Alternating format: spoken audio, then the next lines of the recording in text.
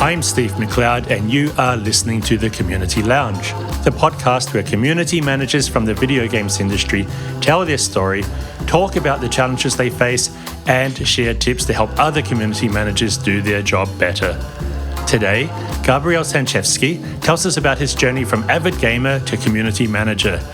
We hear how even before he was officially a community manager, he would just roll up his sleeves and create the community resources he noticed were missing.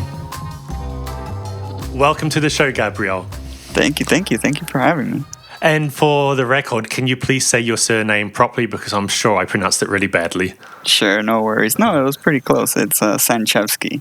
Written out, it's actually meant to confuse English speakers and Polish speakers, because if you read it in English, it looks like Sanchewski. But if you read it in Polish, it's Sanchewski. Oh. But it's Sanchevsky, so it's it does not discriminate. It is hard, and I'm always surprised whenever someone says it correctly. Okay, I don't feel so bad that I actually had to pause a bit before saying it. So, as I said, welcome to the show. Look, tell us about yourself, your path into becoming a community manager. Let's start at the beginning. I've been in the gaming industry for about 10 years now, so if we travel about 10 years before that, I was playing games. At the time, I was playing a lot of RuneScape, and there was a big change in RuneScape where they changed the way that combat system worked, and I was kind of like, okay, this is my opportunity to finally stop playing, and find something else. So I was looking for like the next thing, right? And I found this game online by Paradox Interactive called Wizard Wars. And it seemed like a really interesting game. It was like very niche. So I checked it out. And I've always been into forums. The first forum that I ever joined was the Bungie forums for Halo 3. I was super big into Halo. So I would post on forums, browse forums a lot. So naturally for me, the first thing to do when looking at a game is to look at the forums to see what's going on. So I think the first post that I made on the Paradox Interactive forums in the sub-forum of Wizard Wars was, hey, can anyone tell me about this game, because I'm thinking of playing it, and when I play something I go really deep into it, so I want to make sure it's worth my time. And it fascinated me, and it was really cool, so I started playing it. And Wizard Wars was like a MOBA type game based off of the Magicka franchise, which you like queue up spells, and there's different types of spells you could do. This was like PvP. So I was playing that, and it was a hard game to kind of master. So I was like, I'm gonna make an academy. And made an academy. I made an academy, and the purpose of the academy was to teach new players how to play.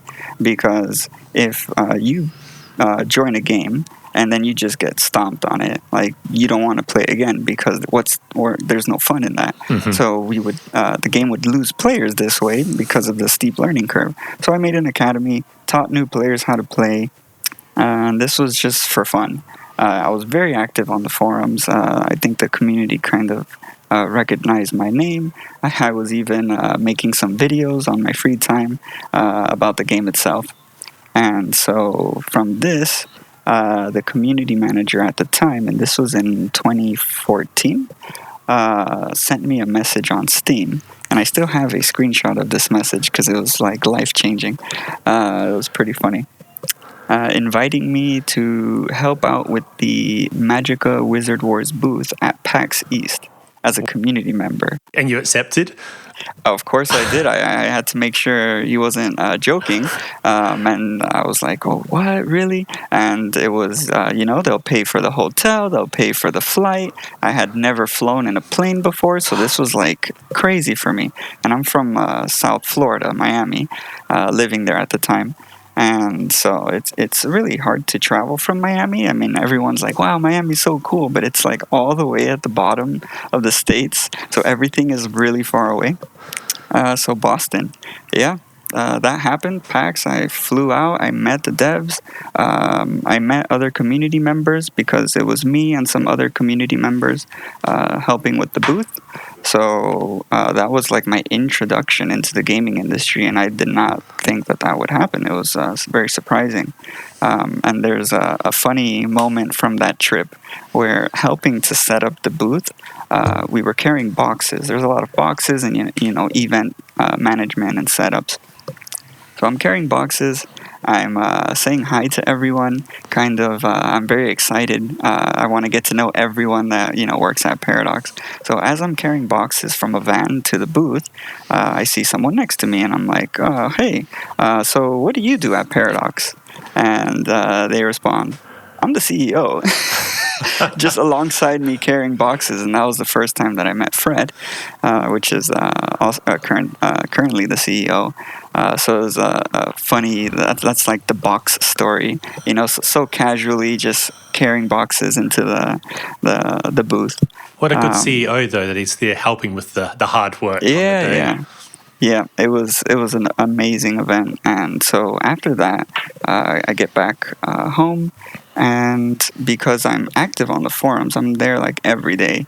The community manager was like, "Well, we could use some help on the forums. Like, maybe you can have a part-time gig doing moderation. You're on there anyway, so you may as well moderate." And I was like, "Okay."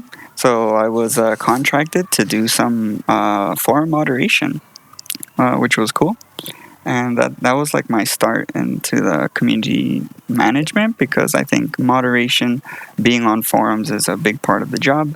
And then that went on until the end of 2015, where Wizard Wars unfortunately shut down as a game, which was very sad. But all good things must come to an end. And because Wizard Wars was shutting down, there was no need for me to moderate a forum anymore. So that was the end of like that work. Like at the end of an episode, really. Yeah, it was. But your work as a community manager didn't stop there, I'm sure. Tell me more. Exactly, it didn't. So after that, I made some connections, and with networking and meeting new people in the industry and in that space, I started working part-time for a company called Strategy Mill. I was working on a sort of strategy game, Paradox Interactive, for those who don't know, focus on strategy games, publishing.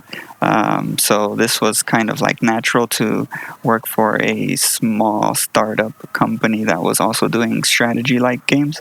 So I was working at Strategy Mill, and since it was only like a handful of us, and this was part-time work, there was a lot of things to be done. So managing the website, doing like the brand, writing articles, reaching out to press to look at the game.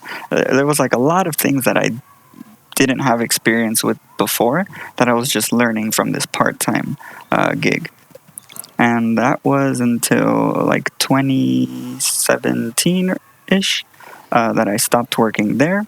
And then something happened in 2017 where all of a sudden Paradox Interactive comes again into my life, because the community manager that invited me to PAX actually thought of me when Paradox was expanding, and basically said, "Hey, there's a lot of games in the pipeline. There's a lot of work to be done. You've worked with us before. Would you like to come back and help us with like social media management and continue to do moderation on the forums? And this can be a part-time job again." And I was like so surprised and very thankful for this offer. So yeah, I said, of course. And I started working for Paradox again around 2017. And around this time, I also moved from the States to Europe, to Poland, and the plan was to live in Poland for 1 year, but it ended up being now it's like 7 years. What happened? What happened that turned 1 year into 7 years? Well, so my partner got a scholarship to do research. He's half Polish. And this was a great opportunity, a Fulbright scholarship, and basically said, "Hey, would you be down to move to Poland for a year for the scholarship?" And I was like, "Yeah, of course." And it was a big move, going from Miami to Poland. Huge difference. One, I think of Miami, well, the sun-soaked images, like the really old Will Smith song video clip, and Poland. I've been there a couple of times, and I just remember being cold a lot. Whenever I was outside, I just wanted to get inside again. Yes, it is very cold. I think there was a big culture shock as well. I mean, I'm Hispanic, I'm Cuban, Colombian, Mexican. So going from this kind of Hispanic culture into the Polish, very serious, very, don't talk to me unless there's a good reason for you to talk to me kind of culture was a big shock.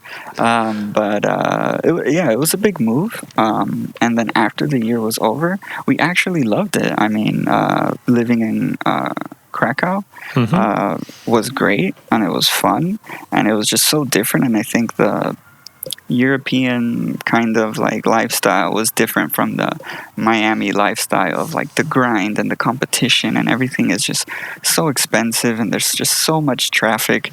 And I say Miami is really nice to visit, but I would not want to live there again.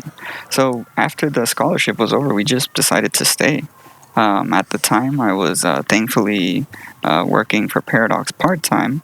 But I was like, you know what? I've had these part-time roles, which have been really cool, but I want to be like officially a community manager in the gaming industry. I want a job that is like community manager, not like forum moderator or like helping out with social media.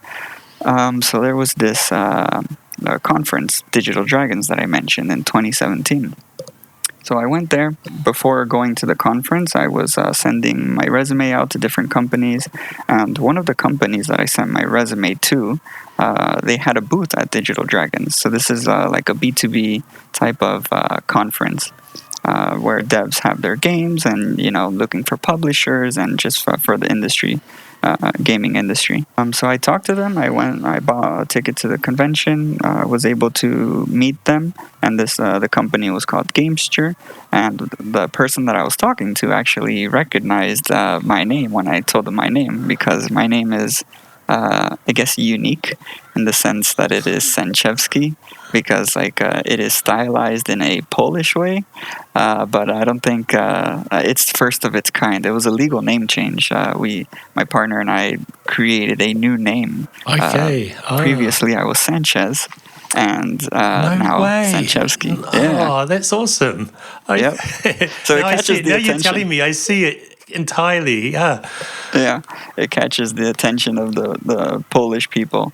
But in general, it was really nice. They said, I recognize your name and your resume was really good. And I was like, oh, thank you.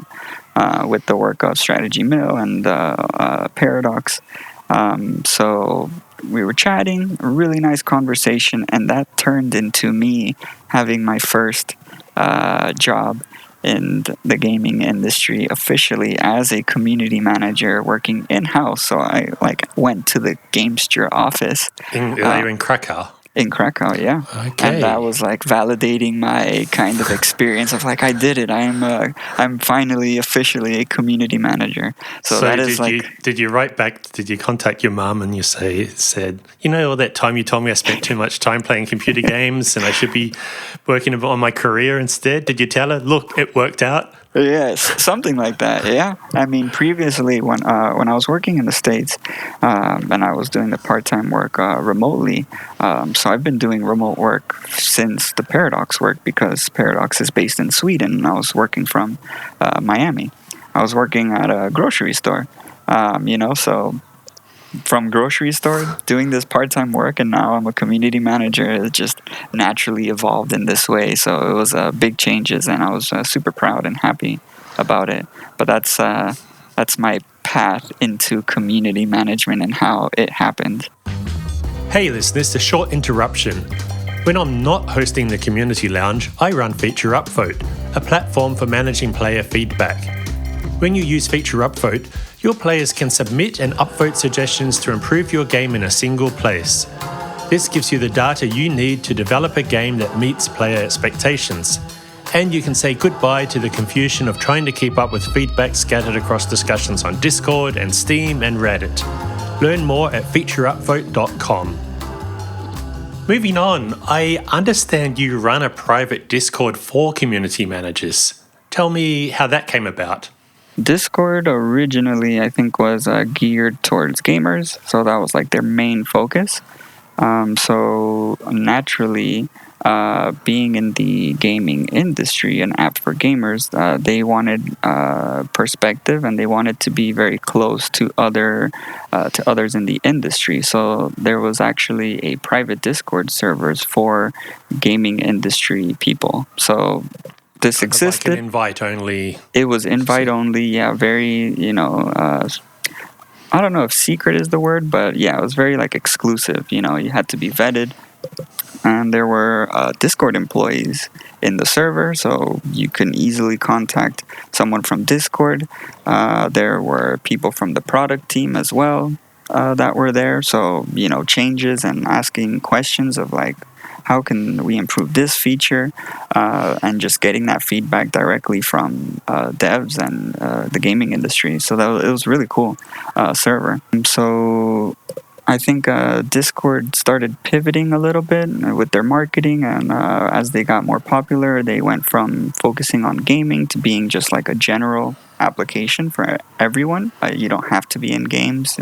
Anyone can use Discord. And I think there were internal changes as well, and some like layoffs and whatnot. So the server kind of got phased out, and it was merged into another kind of pseudo-private Discord server, which is called the Discord Admin Community.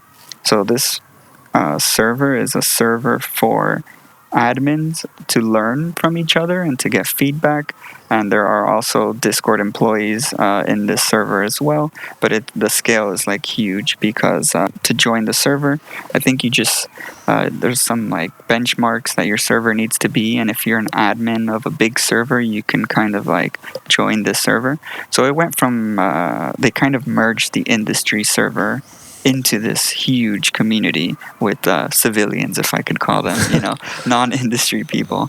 And that kind of changed the whole feeling of everything, Now all of a sudden, people who are moderating like Fortnite servers or, admins of these kind of servers are there with like community managers of huge games. So I think a lot of people in the server from the industry kind of felt like it was a little off, and they didn't want to engage as much, and the vibe was just different. So I kind of saw this, and I was like, man, we're losing this resource, and I would like to keep this like place. And me being like a huge Discord nerd, I was like, if no one's gonna do it, I'll do it myself. So I just made a copy as much as I could of that industry server, and I invited all of the community managers, the marketing people, but mostly like focused on community managers of the industry. I invited them into the server, and yeah, that's how it started. And now there's, I think, like a little over 300 community managers in the server. I keep it very like low key, very low engagement in the server, because as a community manager, I know how many servers you're in, and I didn't want it to be another thing that you had to like, I have to check it every day, and what's going on in here. You don't want it to be noise. You want it to be helpful when you need it. Exactly. And the name of the server is the Break Room. So I want to emulate that kind of environment of a break room, of when you're at work and you're tired and it's kind of crazy, and there's like a room that you can retreat to that is more calm, quiet. You can kind of like relax a little bit, and if a coworker comes, this is the break room, so it's different with the things you can talk about, So that's the kind of server I try to have and maintain. And it's funny because the most popular channels, I would say, are the venting channel and the job discussion channel. The job. I already had in my mind that the next question I wanted to ask you is like, how much is it an opportunity for people to rant privately? Oh yes, and it's exactly that. But community managers need that. Like, it's a lot of times you have to keep this very happy face on all the time dealing with mostly positive, nicely happy players, but sometimes some players are anything but that. And nevertheless, you can't go down to their level, right? You need a place, you need an outlet. So I think that's really nice that you're doing that for yourself and other community managers. Yeah, I just maintain it. I don't try to control it too much. I'm very hands off about it. If someone wants to join the server and they're in the industry, I send them an invite, but I'm not pinging them. I'm not making any announcements. I don't even make noise when someone joins. I only mention them if they make an introduction, so you can kind of join and lurk, So it's a very, very chill server, the way I like to keep it.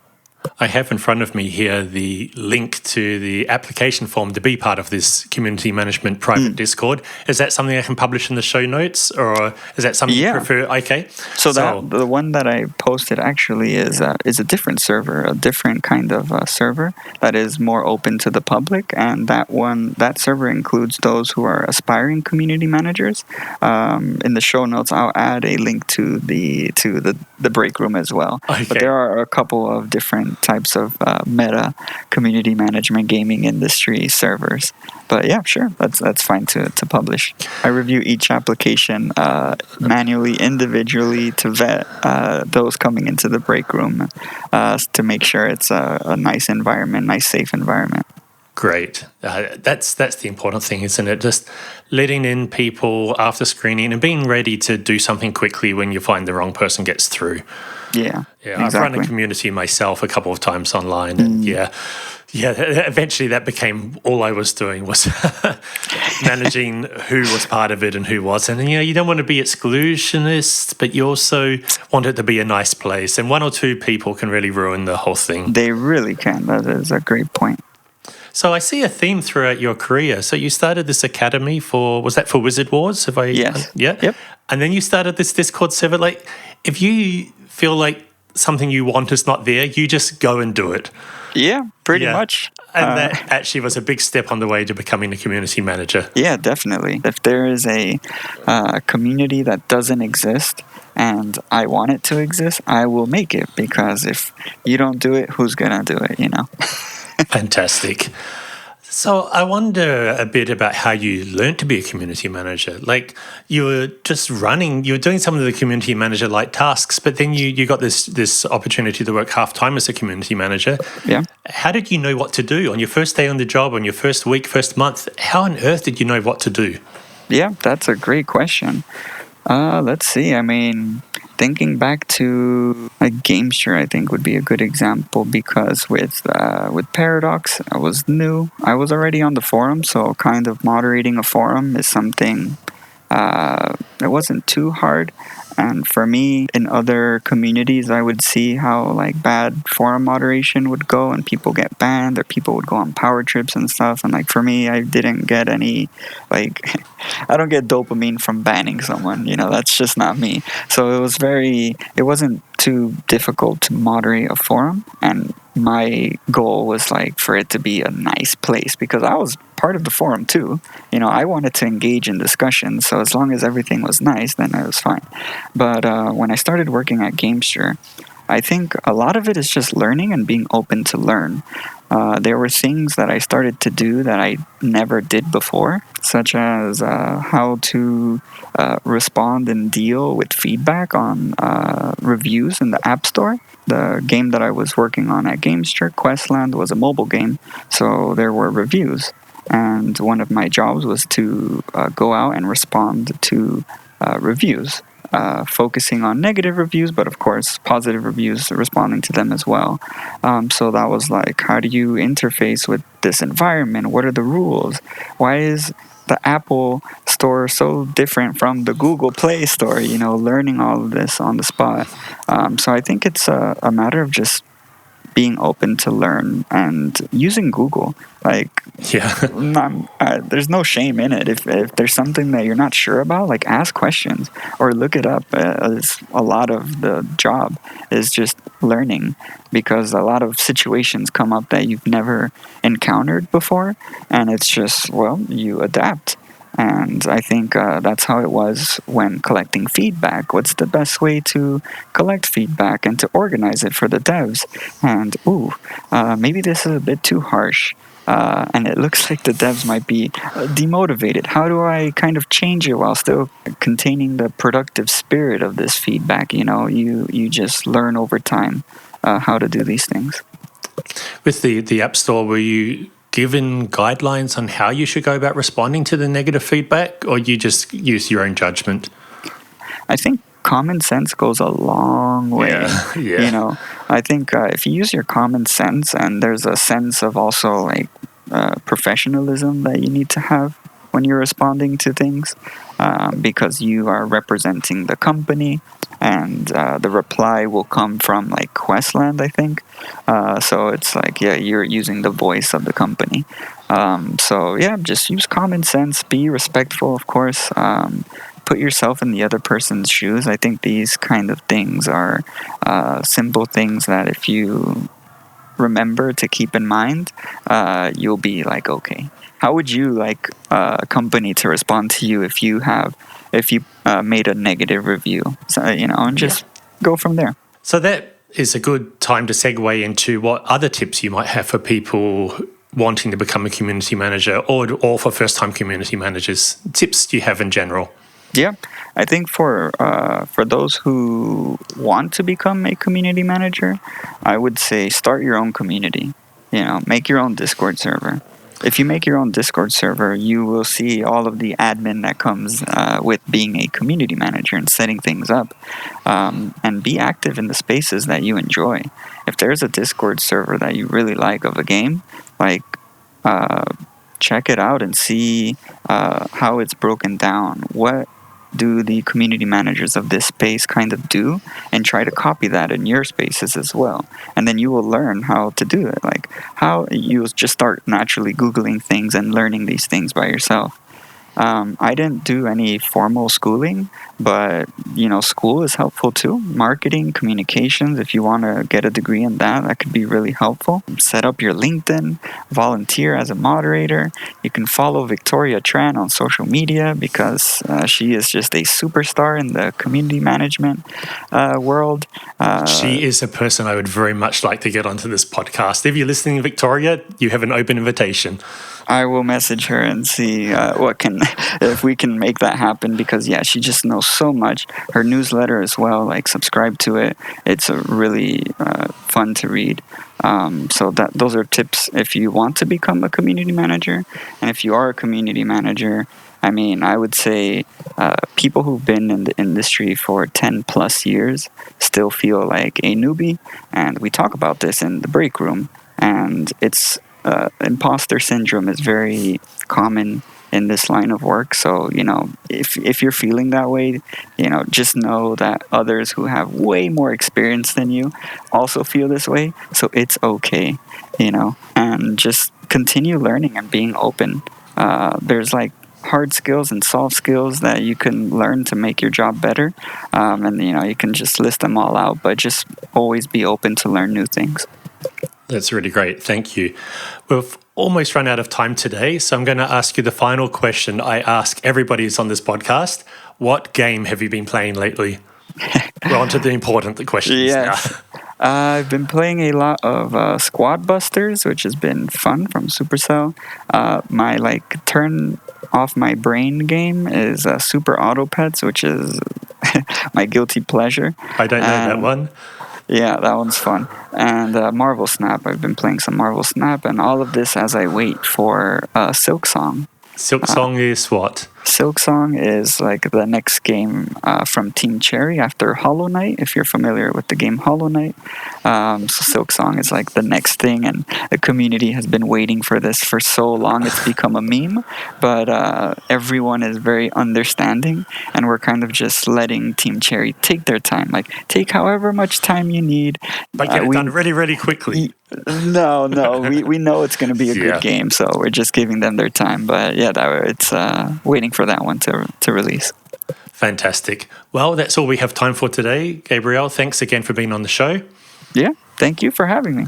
Now, where can listeners get in touch? Apart from the Discord you mentioned, or the 2 Discords, are there anywhere else where listeners can get in touch with you? Yeah, you can add me on LinkedIn, Sanchevsky. If you search it, I'll probably pop up.